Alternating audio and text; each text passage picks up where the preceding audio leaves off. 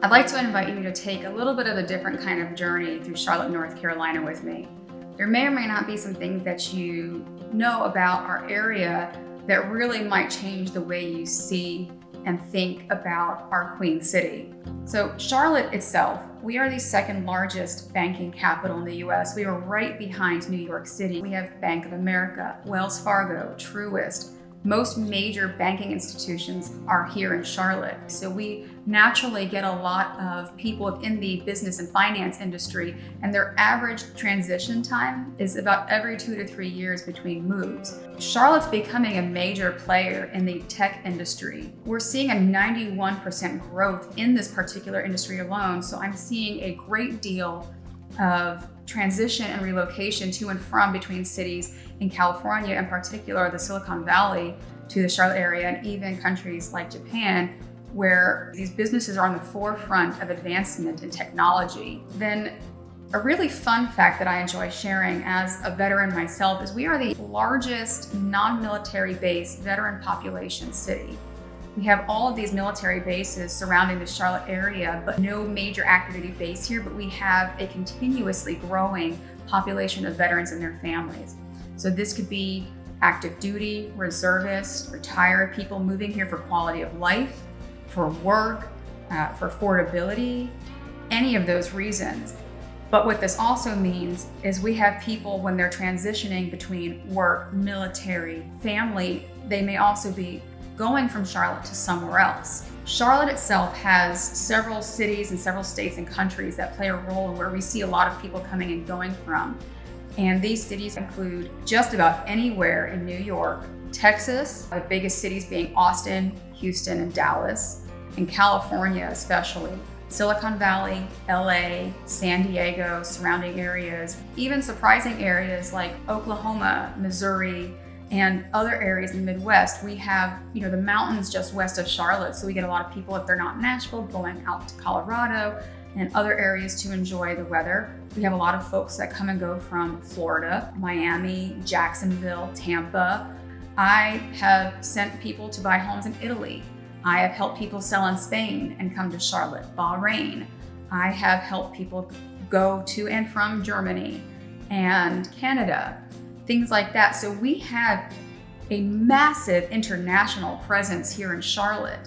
Several years ago, someone made a statement to me that they read an article that Charlotte was growing as quickly as Chicago did when it was a baby city. And at the time, I didn't realize just how true that statement was. When looking at the numbers of our population in our city alone 2 years ago, and then what the projected population is going to be in 2050. We are one of the 10 fastest growing metropolitan areas in the US.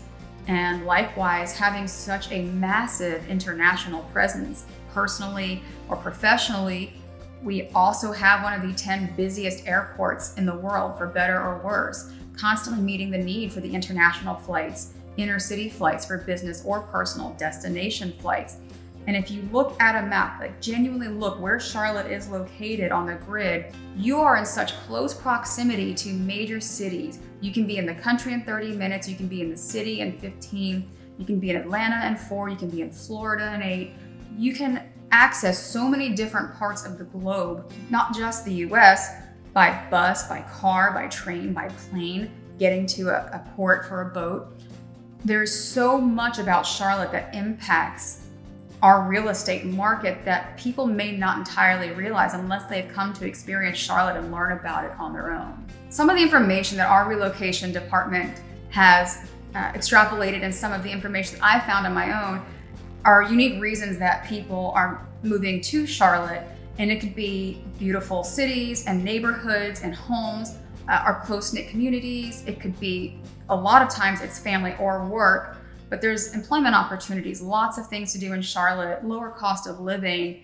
And I know for me personally, I just like the fact that we had more consistent warm weather and it didn't snow as much. And that was a big bonus for me. And meeting a lot of people coming from cities like Pittsburgh, New York City, anywhere in Connecticut, New Hampshire, any of that northeastern region, that sentiment has been pretty consistent all the way across the board. Warmer weather, less snow. So If nothing else stands out to you, let it be known that that is a very big reason. Something unique about the Charlotte area and North Carolina as a whole is we have 13 top-tier research universities in and around our area.